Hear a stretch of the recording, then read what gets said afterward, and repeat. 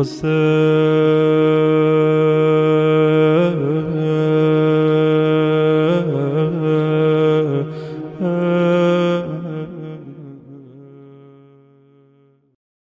الله الرحمن الرحيم الحمد لله رب العالمين وصلى الله على محمد وآله الطاهرين.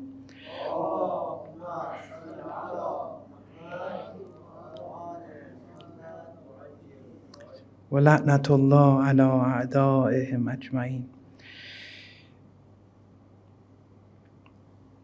Continuing from last night, we're covering the manner and method of purifying the different layers of man's existence.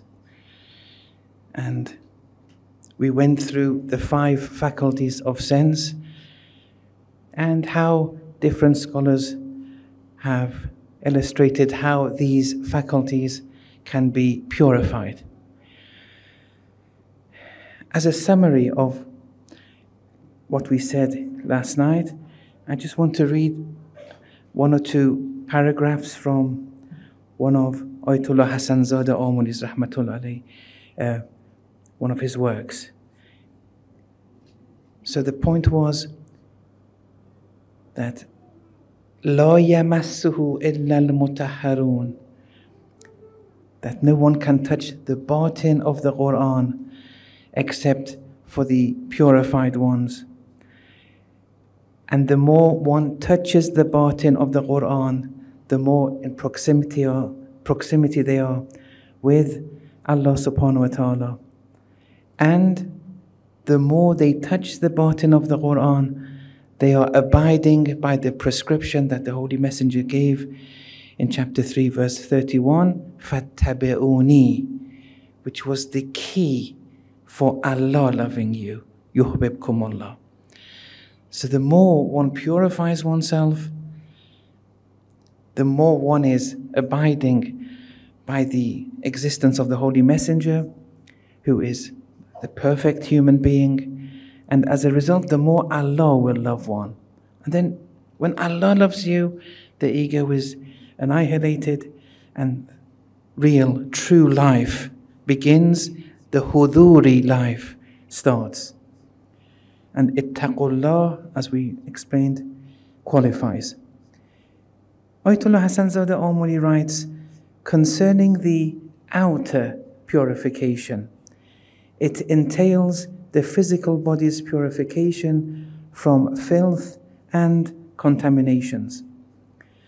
Concerning the senses, it entails purification in perceiving whatever in the absolute sense, and freeing and leaving them with respect to perceptions that are not necessary. So in relation to the 5 senses, he says we are purifying this idea of let's do whatever we want in relation to those senses, in the absolute sense. And purifying entails you freeing yourself in each of these senses from that which isn't necessary. Concerning the outer limbs, those 5 were the senses. In relation to the limbs, it entails purification in doing whatever in the absolute sense, and leaving them in committing actions beyond the boundaries of moderation, as assigned and defined by the text and rationality. So here, with the outer limbs, we shouldn't just do whatever we want with our limbs. And we have to abide by the boundaries that the scripture and aql has assigned, and keep within those boundaries when it comes to the outer limbs. Then Ayatollah Hassan Zada Amuli focuses on one particular limb. And maybe because it's this limb which may lead to most contamination. It's possible, but it's one of the important limbs. He says the tongue in particular bears 2 manners of purification. One is silence, tranquility from vain or void talk, futile talk, You have to purify the tongue from speaking and void. And secondly, abiding by justice when expressing matters. And that's an ambiguous clause, but he explains it, i.e., neither expressing something with deficiency is permissible, nor is attributing it with something that it is not. For example, exaggerating. When you want to express something in relation to any given X thing, you shouldn't express it in a way that is deficient, pertaining to that person, animal, or whatever, or you shouldn't exaggerate in relation to it. These contaminate the soul. Then he adds that the outer purification with respect to the soul's practical faculties is called the stage of tajliyah, stage of outwardly adorning oneself on a par with the Sharia. This stage entails the soul occupying the body's faculties and limbs through complete muraqabah, which is a spiritual tool of how to scrutinize one's actions, via submission to and obeying the Sharia's rulings and divine intimate etiquettes. After all, thorough and complete abidance of the orders and refrainment of the canonical prohibitions leads to the purification of the outer dimension, i.e. the body, thus the definition of tajliyah, adorning or abiding by the outer dimension of you on a par with the Sharia. This is one stage. Gradually thereafter, he writes, the temperament and disposition of submission and subservience before the all-truth's will becomes actualized. For the acquisition of this level, the level of the science of fiqh based on the Ja'fari method will suffice and can perfectly undertake such a matter. Fiqh is a precursor to the refinement of ethics, and ethics is a precursor to Tawheed. Now, in the last paragraph, in summary, he's saying, look, we have a lot of do's and don'ts in the Sharia. Many of them we covered last night, pertaining to each of the sense faculties. But in general, there are many do's and don'ts. And these do's and don'ts, one of the important rationale behind them is that they tame, suppress your shahwa and faculty of ghadab. With shahwa, you are inclined to do whatever you want, whatever you like. And with ghadab, there are things you want to conquer, that people are acting as a barrier and you overtake and conquer them. For example, you want to buy whatever you want.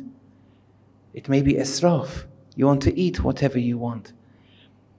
And you want to do, in general, whatever you want. This is problematic. The Sharia, by abiding by the Sharia, the shahwa is controlled. It's not suppressed completely, but it's controlled. The ghadab, one's irascible, so to speak, disposition or nature, the Sharia makes sure that this is under control too. For example, someone who comfortably lives on usurped land, their irascible faculty is gone out of control. They're like a predator, a wolf. Especially when they're comfortable on living on usurped land. You see, the Sharia comes and speaks about it. So, abiding by the Sharia, the most essential step, to the dot, even the very small things, if you commit yourself to them, for the sake of Allah, there are a lot of benefits that arise.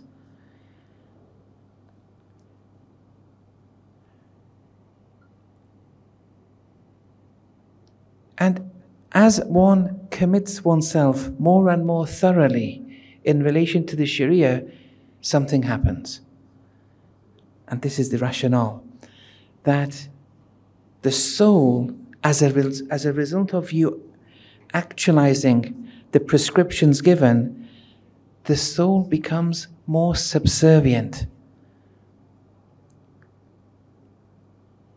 They become more, yes, I forgot the term now, but there's a particular term, inshallah it'll come to mind, but they become more subservient. And it's this disposition of subservience which will facilitate and enable the person then to succeed in incorporating the noble ethical traits. So this scaffolding is a very essential step. And then the last sentence Ayatollah Hassan Zadeh gave was that, look, if you abide by the Sharia to the dot, in brackets, the result being the subservience and taming of you, becoming more subservient, and being more obeying as a result of sticking to the Sharia, this soul becomes more and more subservient and submits to Allah more easily. This disposition of submission will facilitate, will enable you then to incorporate ethical virtues. And then if you succeed with the ethical virtues, it will enable you to, and facilitate for you to incorporate Tawheed. Look, when someone steals something from you, okay, and then you have to get your right back. You have to, it's your right, and you have to go through the process. You can't just, without trying, say, I forgive you. Forgiveness is only of value when you've gone through the route of justice completely. If you haven't gone through the route of justice and you say, I forgive you, that's a cop-out. That's not Islam. It's pacifism. Even if it's 1 pence. Yes. But someone's stolen from you, you have to get your right back. But why do you groan? Why do you complain? Why are you agitated? Because you don't believe in this Tawheedi principle that it's all his. Nothing is yours. What enables you to incorporate this level of Tawheed into the heart, not academically, that everything is his? The answer is the incorporating the noble ethical traits. And what enables you to succeed in relation to the noble ethical traits of forgiving, and when people, for example, do you wrong, or you forgive, you act justly no matter what, whatever the cause, you don't hold on to grudges, for example, you amend ties maximally, and so on and so forth. Someone disrespected you, you amend the ties, because you believe only Allah can grant someone with honor. Only Allah can take that honor away. This is Tawheed. Allah is Mu'izz, Mudhill. No one else can grant you honor. No one else can take it away from you. That requires a very strong level of Tawheed to have that. But this Tawheed, to reach this kind of Tawheed, you have to master the noble ethical traits. To master the noble ethical traits, you need a subservient soul. Through a subservient soul which has acquired this nature of submission through the do's and don'ts of Allah, they will succeed.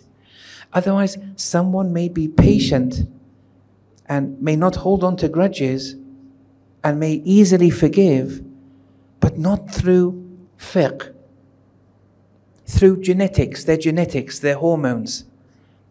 That's a different issue. That's of no value, or of a very small value. We want these noble ethical traits which arise from that submission to Allah subhanahu wa ta'ala. There's a difference there. You're doing things for Allah's sake. Everything has to emanate from Tawheed. Now, some here, so the last point was to attain to Tawheed, you have to master the noble ethical traits. To master that, you have to master the Sharia.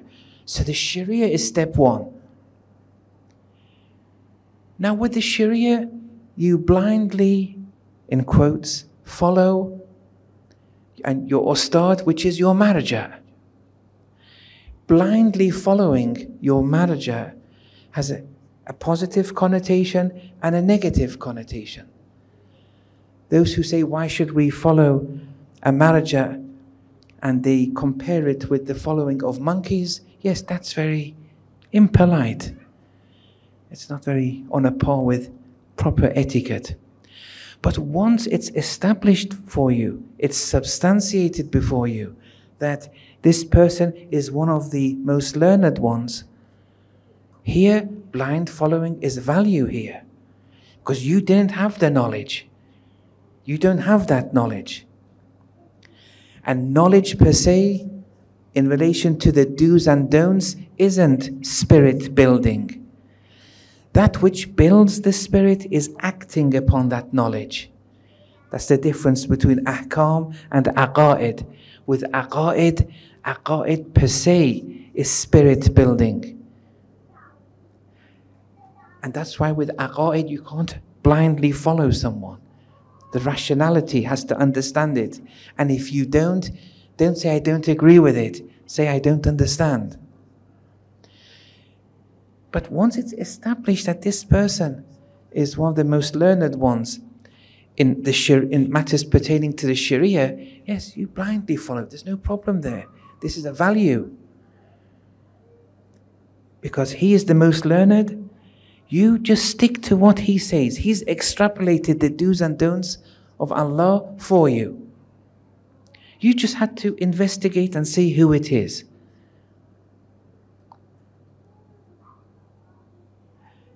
And so here, even in step one, there were many things that entails the purification of the sense faculties. Yes, and as we shall explain in future sessions, inshallah, that some faculties are difficult to purify. So far, we've only talked on the outer dimension. When we come to the imaginative faculty, when we come to the aqli intellect faculty, how are we going to purify? What does it mean for the imaginative faculty to be contaminated? And how are we going to purify that? What does it mean for the intellect to be contaminated? And how are we going to purify that?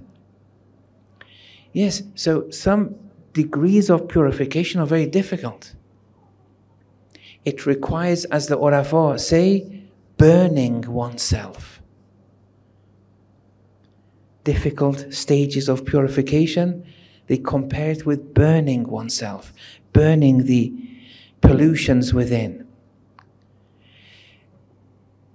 And to the degree, in proportion to that much, you have not purified yourself.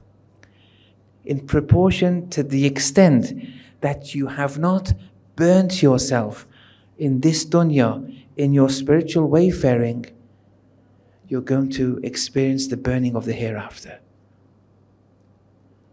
So, we have to burn here. Otherwise, if we don't burn here, before attaining to heaven in the hereafter, we have to burn off the pollutions that we had acquired. And that's going to be difficult. So everything has to be done here, right now.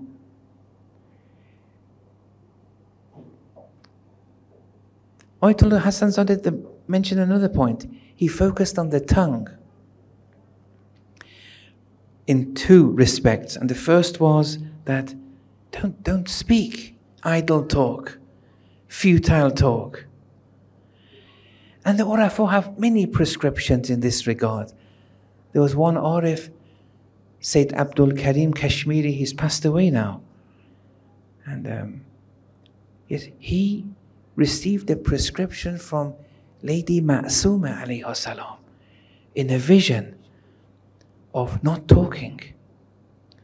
And the prescription was this, that for example, the Sharia says, don't speak haram.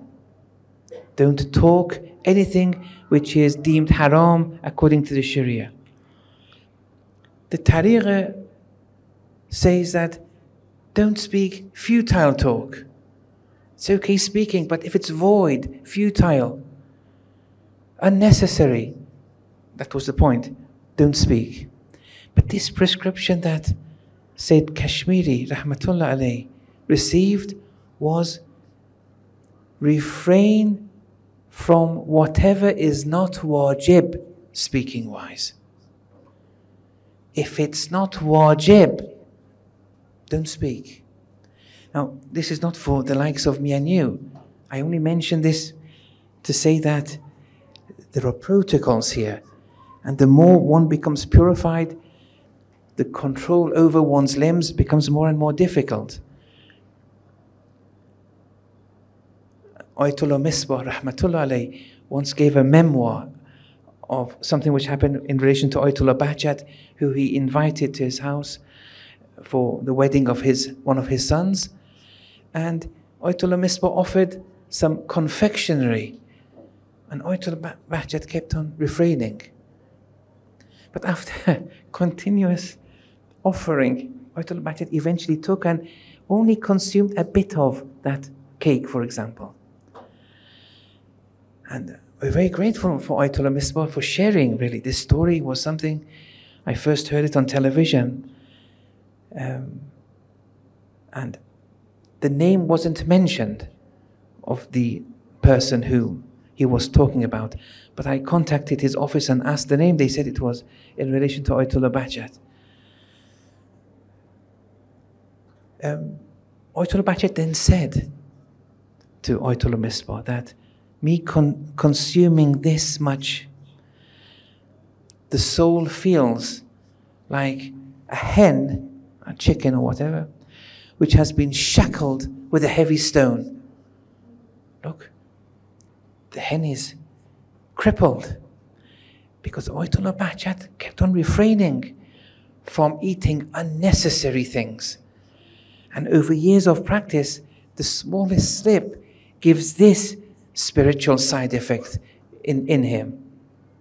These things exist. These things are things that we have to learn from. But for me and you, no, I'm not suggesting this too. But as long as we keep on growing, so yes. Now, this prescription of only speaking that which is wajib for you to speak, otherwise refrain. So talk like, how is your brother? What are you doing on the weekend? This is futile. Just, yes. This kind of talk. So there are levels in relation to this. Okay. Now, continuing from this idea of tahara and purification, then we have this protocol of wudu. One has to note this wudu applies to the outer dimension and the inner dimension of you, of me.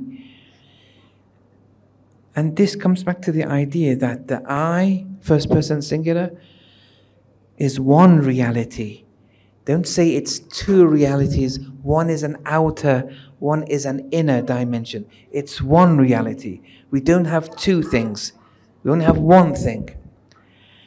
And it's the I, but it's multidimensional. But there's a unity between the body and soul. There's a unity between the material and the immaterial, the physical and the metaphysical dimensions. There is a unity here. And even in medicine, they've understood this unity in what they call psychosomatic reactions. Someone receives physical trauma, but they suffer psychological, immaterial side effects. And sometimes someone suffers psychological, immaterial, depressive states, and it has physical side effects. But when we understand that there's one reality, and it's I, it's multidimensional, but there's a unity between the material and the immaterial dimensions. Here, when you speak of something like the wudu and washing the outer dimension, at the same time, there's a washing of the inner dimension because of this unity. One has to understand this. And that's why intention is a prerequisite with the wudu. It has to be done for Allah alone. With this intention, even if you're not aware of the immaterial benefits of doing the wudu, you will be a recipient of them. If the ikhlas is there, if the intention is there. The wudu is different than just going under a shower and washing yourself. Here, spirituality is a function of one's intentions. So this wudu is one form of tahara, and it's a prerequisite before entering the salat, before entering even, although with Sawm, if there are certain spiritual states that arise, like the major hadath state of where one becomes junub, even there, the ghusl, for example. And then one has to ask, what is the difference between the wudu and the ghusl? In short, although this will be explained in more detail, in short, both of them, with the reasons why we do the wudu is, and why we commit ourselves to the ghusl, as per the Sharia, is because we have become inattentive in relation to Allah and attentive to the dunya. And with the ghusl, there's a gross infatuation with the dunya. That's why the whole body has to be washed. Whereas with the ghusl, with the wudu, it's only partial parts of the body. But the rationale behind it is that you have become attentive to the dunya. And that's what we want to try and open up, and then try to unlock one of the stories of the Holy Quran in relation to Nabi Adam alayhi salam. And this wudu, the outer wudu, is called Nur in the Holy Quran, in the Ahadith. The wudu is Nur. Ibn Sina writes, when you do the wudu, try and, as the Sharia dictates, it's mustahab to have your eyes open. If the wudu enters the eyes or makes contact with the eyes, Ibn Sina writes this as someone from the medical angle, says it prevents many diseases of the eye. And that's one interpretation of al-wudu nurun. It's a light. It's to do with the outer dimension.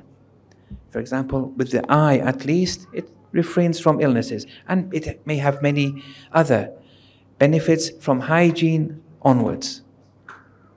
But then we also have, in relation to wudu, it's nurun ala nur. So in addition to the outer nur, there's another nur too. And that's in relation to the batin of wudu.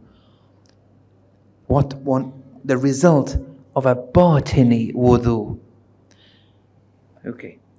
Now, in relation to this batin, when we want to see what is the batin of wudu, here the ahadith help us, and then the story of the Quran becomes more apparent. So it's a story of the Quran, but the hadith opens it up a bit for us to understand this story.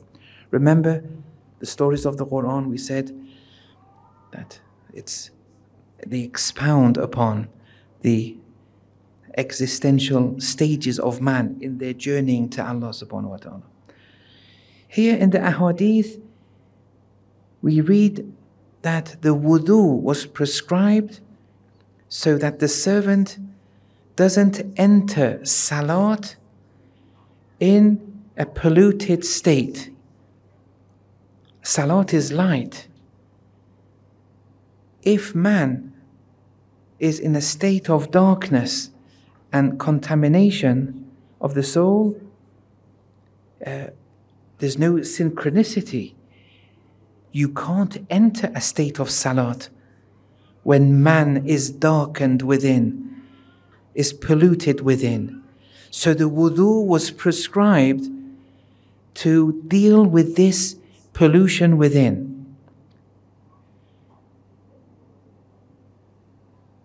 In fiqh, for example, if you don't execute the wudu correctly, even if it's out of ignorance, and you've been praying for 5 years, after 5 years you realize that the wudu wasn't done properly.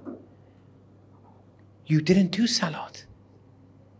There's no salat done. A dark person within can't enter the state of light. Wudu is dealing with the darkness, which we haven't explained what it is yet, is dealing with this. If it's not done correctly, what are you doing?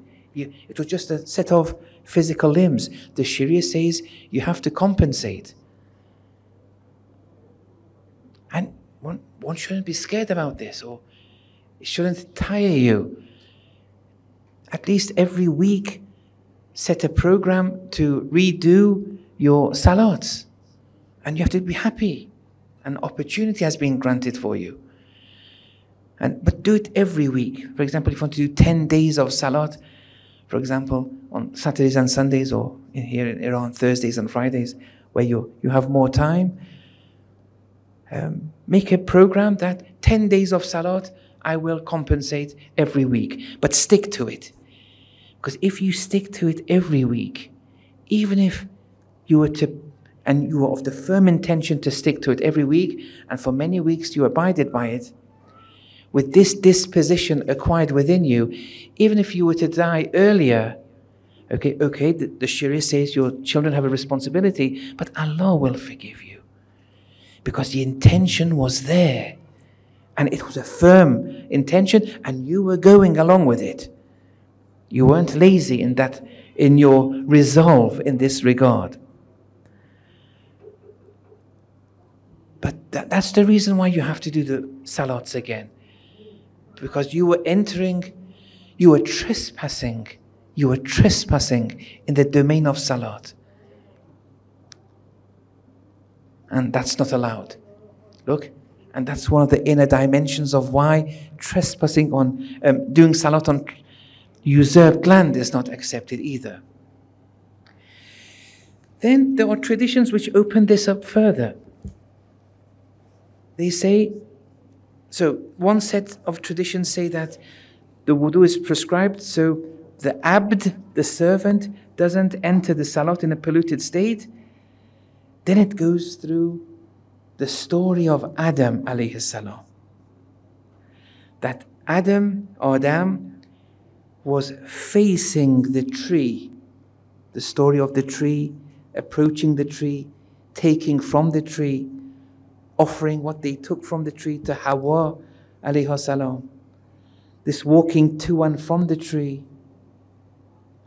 The story is there in the Holy Quran. It's a story of the Quran. It's a story of an existential phase of the Salik traveling to Allah subhanahu wa ta'ala. Nabi Adam is facing the tree. The traditions say we prescribed the washing of the face. Facing the tree, wash the face. He's taking from the tree, wash the hands. He's taking for someone what he's taken from the tree.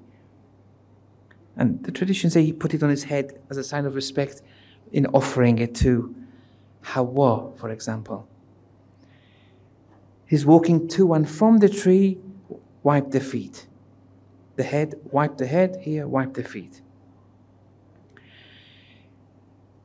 So here, if one does that, one becomes luminous before entering the light of Salat. That's okay. Because darkness can't enter the state of light. That synchronicity has to be there.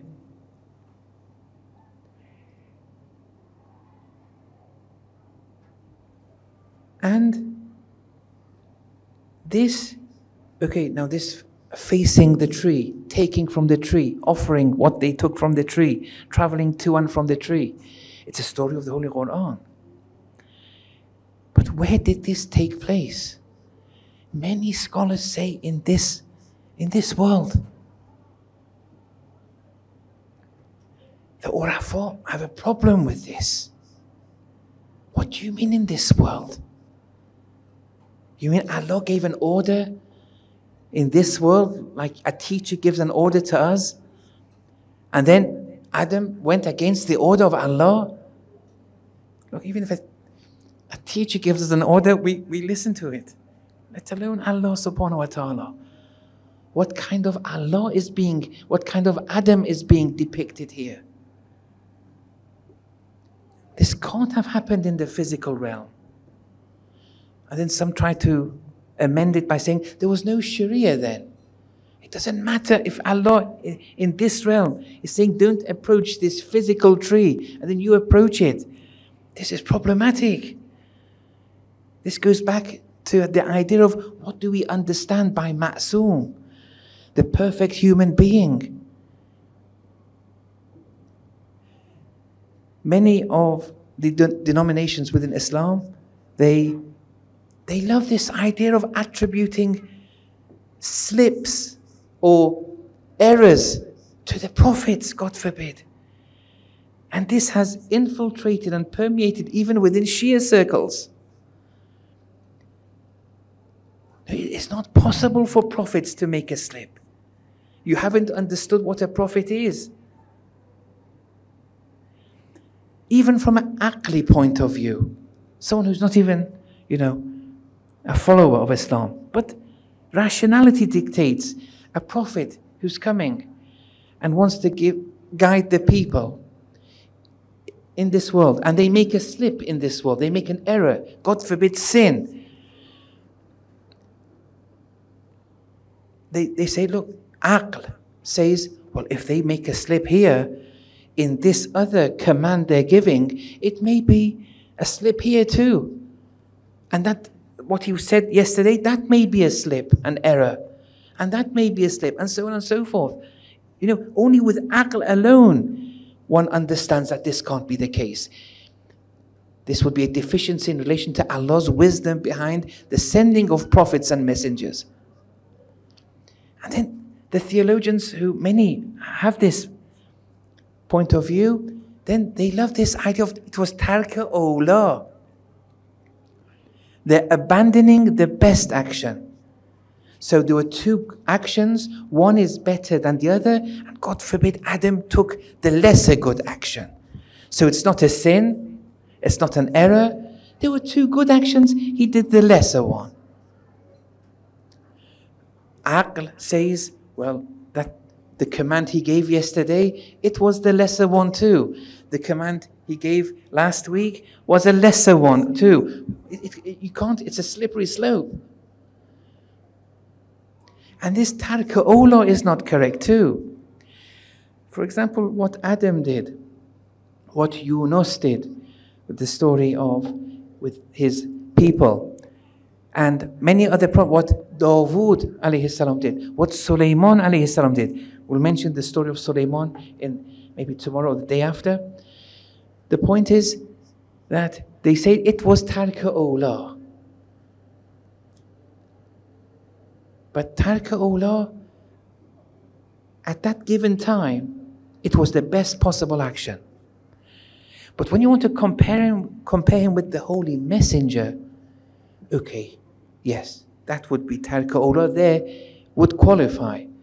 But at that time, based on the spiritual potential, which the spiritual potential of each prophet is on a par with their book. So the spiritual potentials of the prophets are different. And the Quran say that some are superior to others. But they don't commit error or slips. This is a shame to explain the story of Adam in the physical world. Now you come and correct this in the Sunday schools in the West.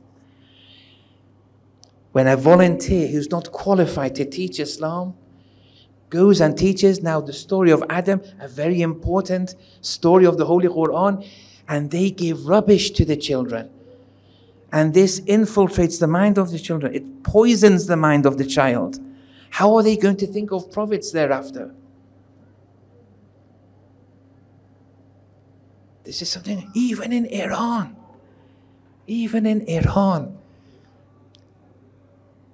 one of my sons, when he was studying in one of his schools, I can't be too clear, and the teacher in one of the sciences at school, he kept on speaking about religion. But he was, a teacher in, let's say, physics or chemistry or maths or any other of the sciences. You stick to that. You're not qualified to speak about religion. You can't teach religion. Teaching religion, there's a protocol you have to abide by. The minimum is studying for 10 years in a proper seminary.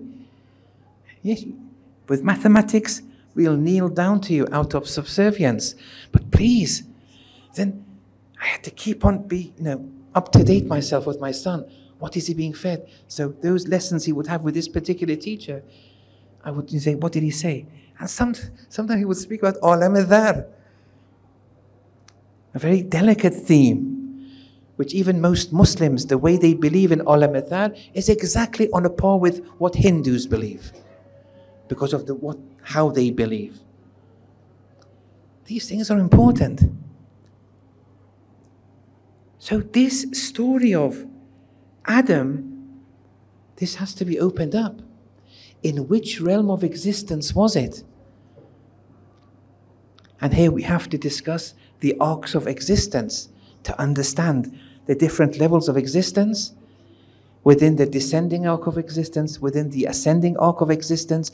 And in this story, was it material or immaterial? If immaterial, in which realm did this happen?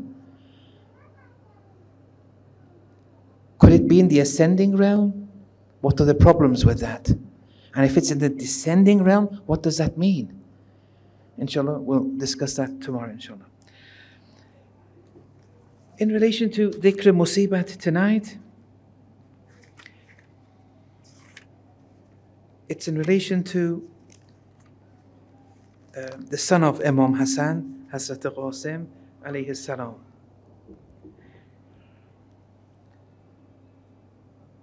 Yes, in relation to, for example, when we discussed Hur and Muslim ibn Aghil and Own, for example, and Habib ibn Madahir, Zuhair ibn Gheen, yeah, these people are, it's possible to try and locate and identify the greatness that they had, where it was, albeit in differing levels. Some were higher than others. But from now on, it's difficult to identify. And I don't want to pretend to try to pinpoint what it was, because now we're speaking of, Bani Hashim, the members of Bani Hashim, Qasim ibn Hassan, then Ali Asghar, alayhi salam, and keep on going, then it becomes difficult. And it's very difficult to understand what's happening. Especially with Qasim ibn Hassan, the problem is that, yes, Ali Asghar was only around 6 months. And we'll discuss this tomorrow. But was he aware of what's happening or not as a 6-month-old? Was that level of awareness and understanding there or not? And the answer is yes, of course it was. When some people say, an Ali Asghar is dying every day in Palestine or Yemen, calm down. Just calm down. No, we're not. An Ali Asghar isn't dying every day in Yemen. Or there's a difference between that 6-month-old and this 6-month-old. Try to preserve the adab, etiquette. Yes, we have to fight for the Palestinian cause, the Yemeni cause. What's happening, the atrocities around us, that's a definite. We have to give our lives for it. But don't bring slogans like this. Qasim ibn Hassan hadn't reached the age of puberty. Okay? The Holy Prophet never sent anyone below the age of puberty to war, to battle. So this is a question. What happened here?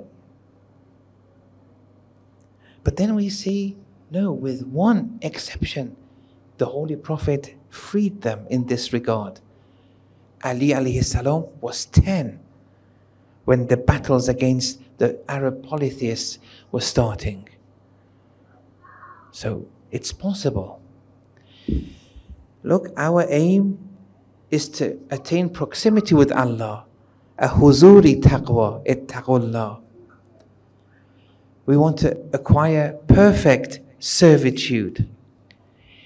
If someone is to be, in quotes, a genius, and at 13 reach levels of servitude that a ma'soom acquires, here this person isn't ordinary. And therefore barring them from becoming shaheed isn't an action which should be thought about. Qasim was in this field was very unique. On the eve of the 10th of Muharram, Imam Hussein alayhi salam offered his family and companions one last opportunity to flee the scene. The Imam would keep on doing that. Please leave. And they want my blood after all, he would frequently say. The family members and companions, however, firmly declared their resolution to stay with the Master no matter what. Then Imam said, so let me inform you that we're all going to be martyred. All or most of the male members were all going to be martyred. And this statement led to the people's joy.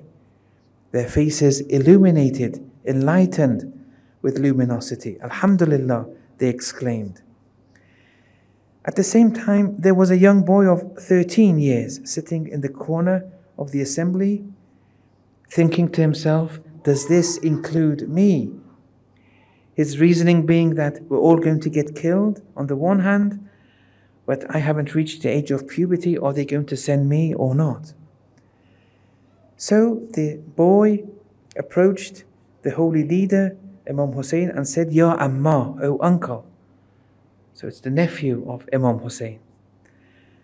Wa ana fi man qutil. Am I amongst those who are going to be killed? Imam Hussein felt for his nephew and was immensely moved by the question. He answered it with his own question, assessing his nephew's inner faith. Kayf al-maut indak. So how, before you, how do you see death? And then came the reply, Ya Amma, O uncle, Ahla min al-asal, sweeter than honey.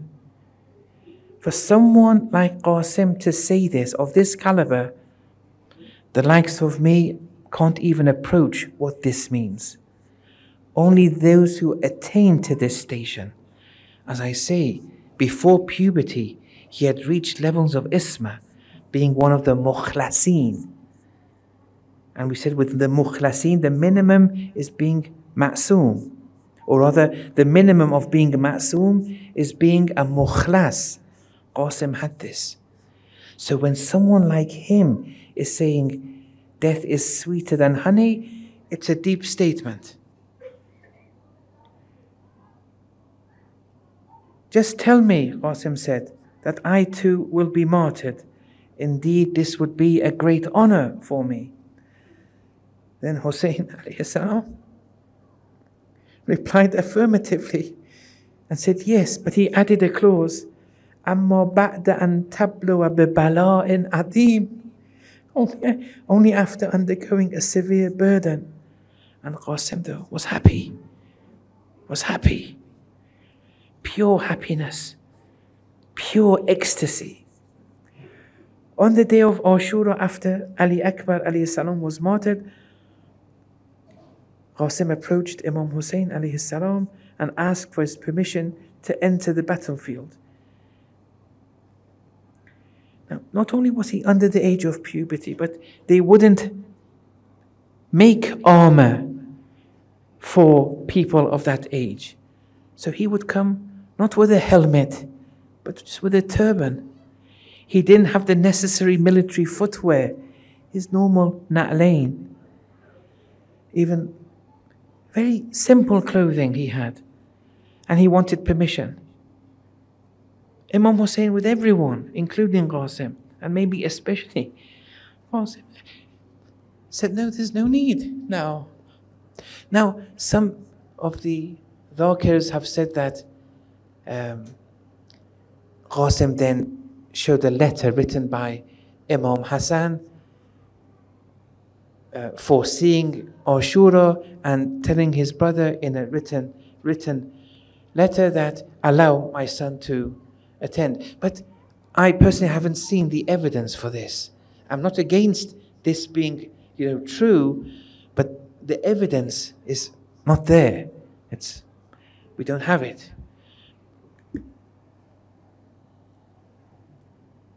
Imam Hussein didn't grant permission straight away. And he initially shed some tears, and then the two embraced one another. And both of them crying, فَجَعَلَ يُقَبِّلُ يَدَيْهِ وَرِجْلَيْهِ. On embracing one another, then Qasim started to kiss the hands and feet of Imam Hussein.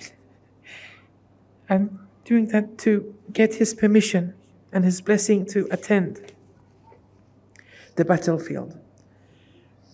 And Imam Hussein ultimately allowed it. A narrator who was amongst Umar ibn Sa'd's army wrote, all of a sudden we were observing a child riding a horse and coming our way. He was wearing a turban instead of a helmet, normal shoes instead of the standard boots. One of his shoes laces were undone, that of his left shoe. And he was so beautiful, it was as if كَأَنَّهُ فَلْقَةُ الْقَمَرِ, a part of the moon was disclosed before us. Now when was this? This was in the middle of the day. The sun was shining, middle of the day. And the depiction by the people was that it was like a part of the moon was shining. Everyone was waiting to hear the introductory words of this young cavalier. And that was the norm then. And then Qasim started and said, إِن تُنْكِرُونِي فَأَنَا ابْنُ الْحَسَنِ. If you don't recognize me, I'm the son of Hassan. سِبْتُ النَّبِيِّ الْمُصْطَفَى الْمُؤْتَمَنِ. I'm the grandson of the Mustafa, the holy messenger, one who everyone had certainty towards. هَذَا الْحُسَيْنِ كَالْأَسِيرِ الْمُرْتَنِ. And this is Hussein, like a prisoner of war kidnapped by you. بَيْنَ أُنَاسٍ لَا سُغُوا صَوْبَ الْمُزَنِ. Amongst a people to whom I hope that wholesome water does not reach. Humayd ibn Muslim narrates that Umar ibn Sa'id ibn Nufayl Azudi said, by Allah, I shall attack him and finish him off. Humayd said, Subhanallah, what on earth are you after? Leave him alone. These people aren't going to spare the lives of anyone in Hussein's camp. That should be sufficient. Just leave this young boy alone. But Ibn Nufayl then said, no, by Allah, I shall attack him. And he did so. The young cavalier was unaware of the attack, and by the time he turned around, it was too late. Ibn Nufayl had struck Qasim's head so hard, fracturing it, that he fell onto the floor, face first. Qasim cried out loud, Ya Ammar, O uncle. On hearing this cry, Hussein alayhi salam pierced through the rows of the soldiers like an eagle. And on aiming to strike a blow upon Ibn Nufayl raised his arm for protection, and with the strike of Hussein, his arm got amputated at the elbow downwards. This led Ibn Nufayl to shout out loud and yell in pain. Hussein left the scene.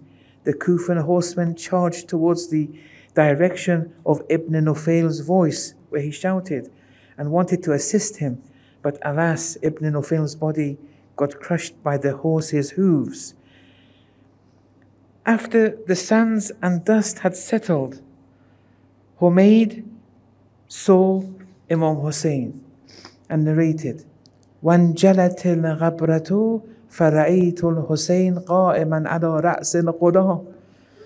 When the dust had settled, I saw Hussein standing over the head of a young boy. وَهُوَ, this young boy, يَفْحَسُ بِرِجْلِهِ. His feet was hitting the ground, trembling.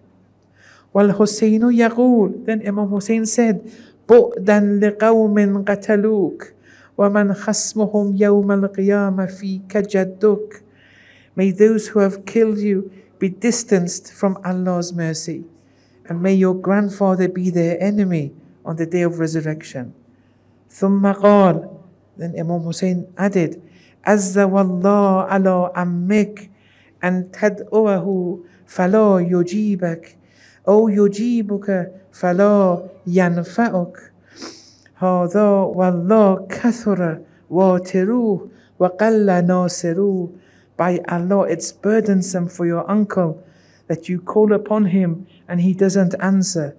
And if he does answer, it's of no use to you. Verily, by Allah, his avengers, those who are avenging the blood of Hussein, those who are seeking the blood of Hussein are numerous, and his helpers are few. ثم, the narrator says, then, حَمَلَهُ عَلَى صَدْرِهِ. Imam Hussein carried Qasim over his chest. وَكَأَنِّي أَنْظُرُ إِلَى رِجْلَيِ الْغُلَامِ تَخُطَّانِ الْأَرْضِ. It's as if I'm seeing that the 2 feet of the boy are being dragged along the earth. فَجَاءَ بِهِ. He took him حَتَّى أَلْقَاهُ مَعَ ابْنِهِ عَلِيِّ ibn al-Husayn, and placed him beside his son Ali, وَالْقَتْلَى مِنْ أَهْلِ بَيْتِهِ, and placed him with the other bodies of those family members who had become shaheed. The narrator said, فَسَأَلْتُ عَنْ. I asked, who is this young cavalier? فَقِيلَ لِي. It was said to me, هُوَ الْقَاسِمُ بْنُ الْحَسَنِ ابن علي ابن أبي طالب على لعنة الله على القوم الظالمين.